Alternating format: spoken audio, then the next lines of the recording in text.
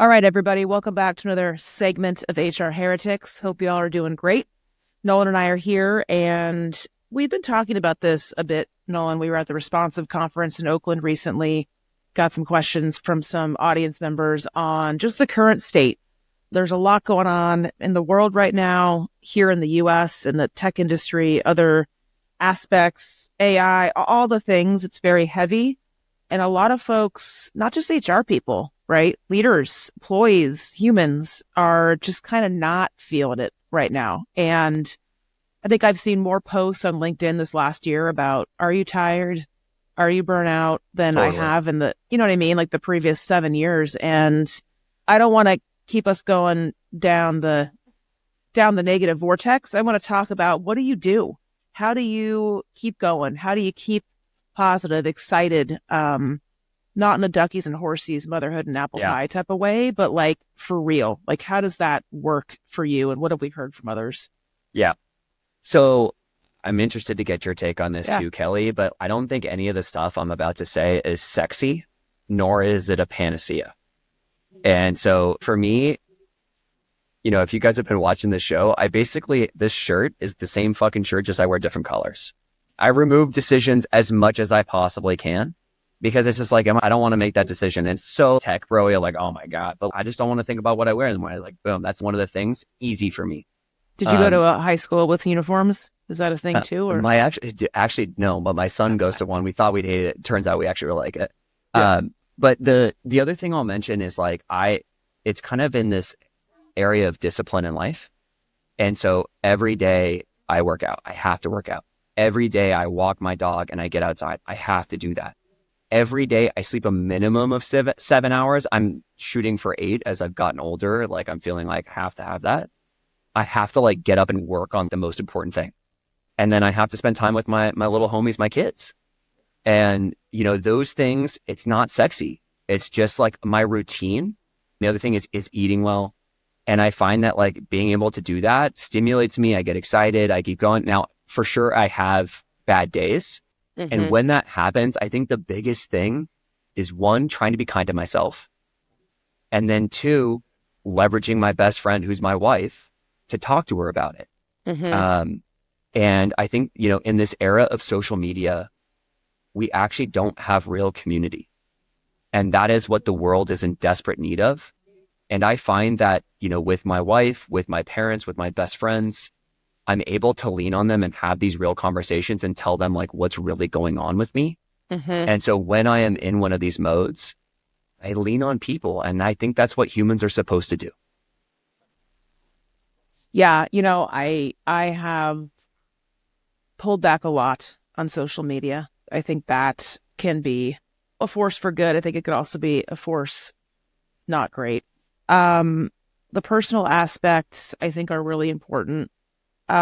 Did you ever, and be kind to yourself. I can tell you like how many people in the past 2 years, like see therapists, right? I do, et cetera, preventative care.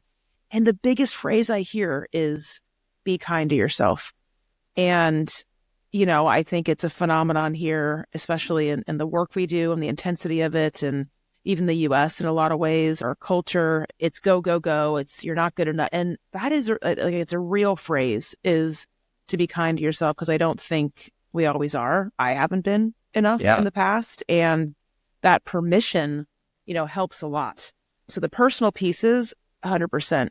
Did you, and one thing I'm talking to folks about that I work with now or coach now, when you were in the inside, Yeah.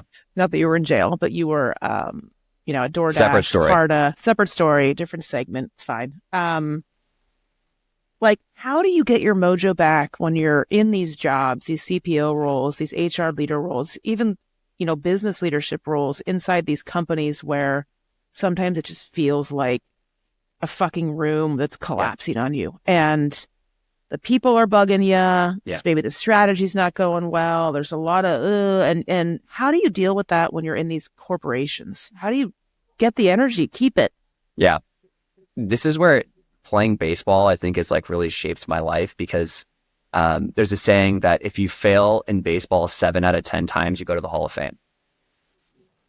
And It's actually that way in business too. I mean, you try and be better than 50-50, but you're going to get a lot of things wrong. And I think what often happens is our negative self-talk makes the problem significantly worse. And so I think the negative self-talk is actually the problem to solve, because if you can remove the negative self-talk, then you realize that it's never, what do they say? It's never as good as you think it is, and it's never as bad as you think it is. Yeah. And so how do you gain perspective when you're in those moments? I think the first thing is just awareness. And so practices like to have more awareness of like when you're talking to yourself and it's negative. I meditated like every day for 18 months when I was at DoorDash. I was in the most stressful situation of my life. I was in a job that like was bigger than anything I had ever done. I was in a company that was growing incredibly fast, and I was constantly in fear of them layering me. That was my day, every single day. And so like I had to figure out these outlets in order to continue to survive and build my internal resilience. Meditation was a great practice for me. I've since actually moved to like more breathwork stuff, which is awesome. There's an app called Othership. I strongly recommend. It's incredible. But the other thing is that provides me perspective is putting the phone down and getting into nature. One of the reasons I forced my wife to move to Utah is because the mountains have this effect on my soul that almost nothing else has outside of the ocean. And so I can, 10 minutes away from my house, I can be in the canyon and I can be in the mountains and I can like put my phone away and I can just go breathe and walk there. And then I come back and I'm like, oh my God, I'm thinking about this problem differently. There's a lot of like stoic philosophies around going for walks and how like when you go for a walk, especially without technology, you come back and you start looking at problems a lot differently and they're shaped differently and you're looking at them from different angles. So that's what I do. What did you do, Kelly? Yeah, well, let me ask you, and I love this, by the way, very self-reflective, very emotional here on your personal journey. Like, I went through some shit. I love it. I love it. Dealt with it. Yeah. I love it. We're switching roles a little bit here and it's great. Those are really helpful. And I'm wondering if you can be a little bit vulnerable here in these companies. What was that negative self-talk? Because if I was listening to this, I'd be like, holy shit, what'd you say to yourself? Like, what was it? What does that look like? Because I bet it's similar for a lot of us listening. Yeah. I'm not good enough. They're going to layer me. They're going to fire me. I'm going to be exposed as a fraud. And look, I mean, some of it is imposter syndrome, right? Like as you build your community amongst your peers in the same role at other companies, you start to realize, and I strongly encourage you to do so, because you start to realize that everyone has this thinking. And I also thought that if I didn't have an answer to something, I was like stupid or incompetent. But it turns out you don't have all the answers to things. Like that's why you build a team. That's why you build a community of people you can lean on.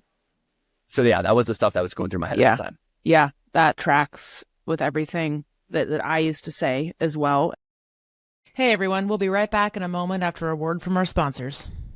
Real talk, most talent leaders haven't yet cracked how to leverage AI for meaningful impact on their hiring processes and business goals. But the leaders who are effectively using AI to transform their recruiting team's efficiency and quality use Metaview. Metaview is the AI assistant for the interview process.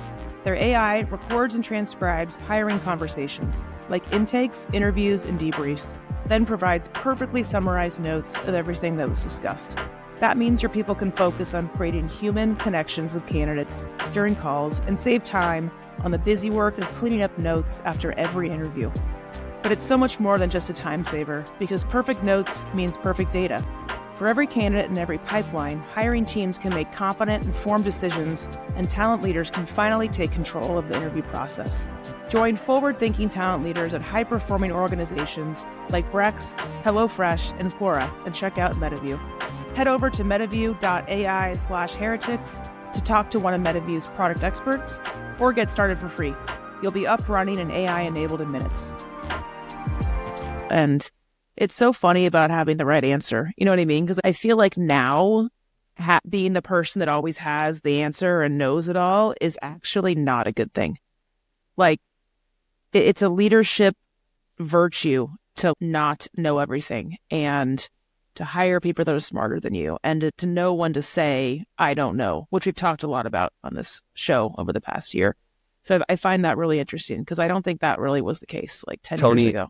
Tony said, one of the things that really stuck out about one of the things Tony said to me was like the smartest people he's ever met say, I don't know all the time. Yeah. But they say, I don't know, and this is how I'm going to figure it out. Right. Right. Yeah. About the ride, I always tell folks too, in these companies, it's super important, like never to get too high or too low. It's the biggest thing because they're roller coaster rides. And if you allow yourself, right, the highs never get too high and the lows don't get too low, stay right in the middle as much as you can because it won't just whip you up and down every week or 2 weeks. It's literally every hour. Like you'll just get whipsawed. And so to just kind of stay steady is really important. But I have a take, like, because what I've struggled with is this echo chamber, right? For those of you who are maybe been with a company 2-3+ years, you're with these freaking people all the time, right? More than our families.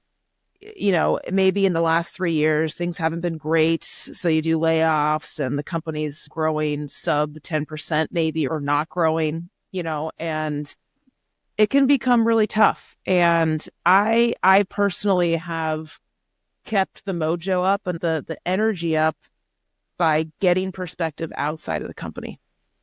And I think that, right, that echo chamber can become very monotonous. It can start bringing you down, right? And then the self-talk comes in, and then the whole thing keeps perpetuating in the wrong direction. And I always tell people, like, dude, take a recruiter call at least once a month.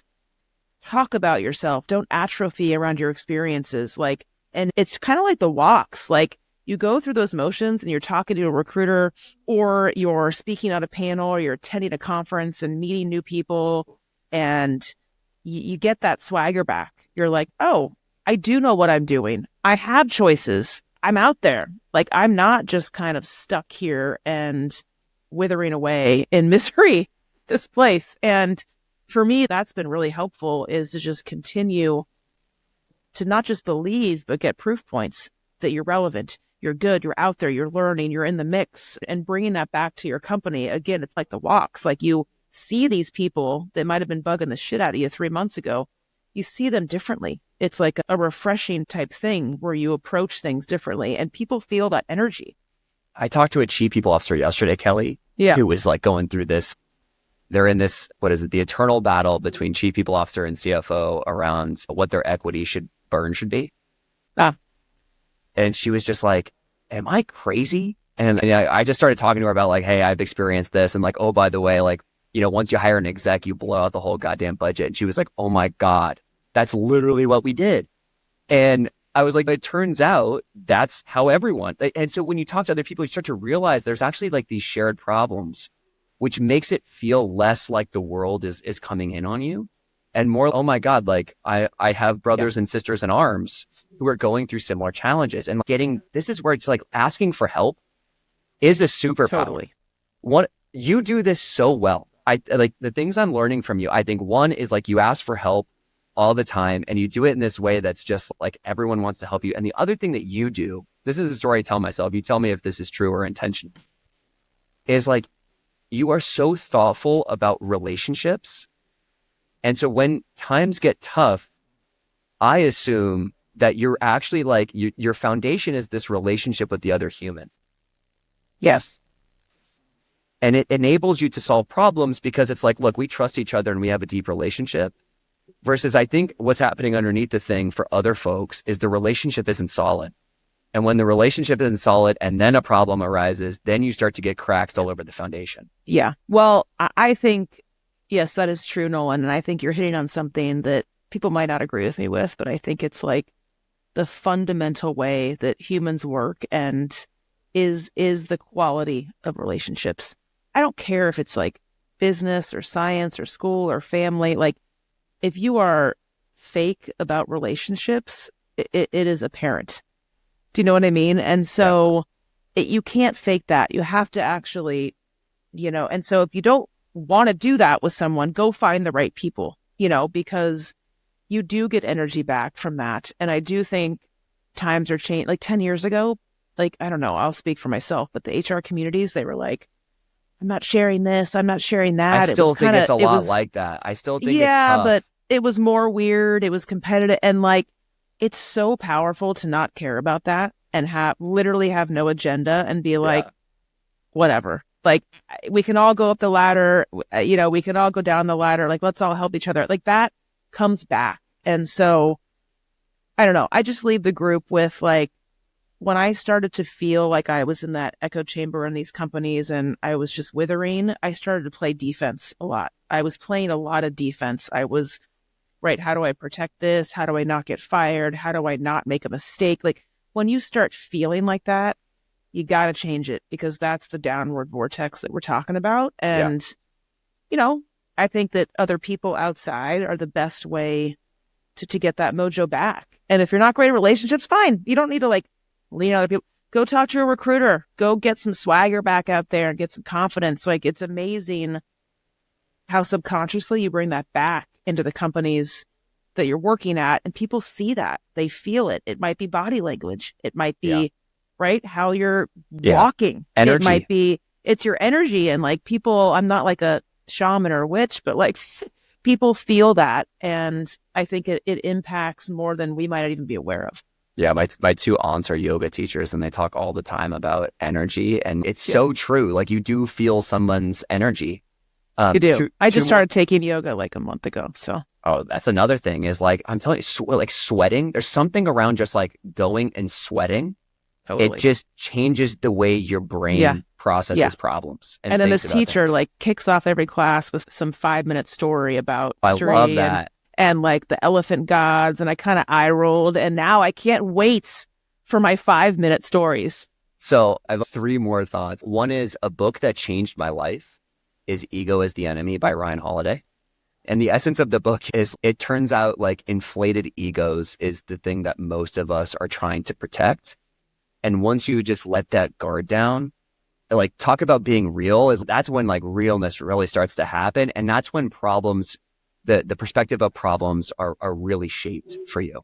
The other thing is, I started reading history, and man, I think we do this thing to where we inflate our problems. And I think social media like doesn't help with this at all. Like, I think like we just put a magnifying glass on our problems. And one of the things that history does for me is, holy shit, these people had it bad. Yeah. Like, oh my God, you think we had it bad? Holy shit. When I was reading about like Abraham Lincoln in the Civil War, or like Winston Churchill in World War II, the amount of stress these people were under is unbelievable.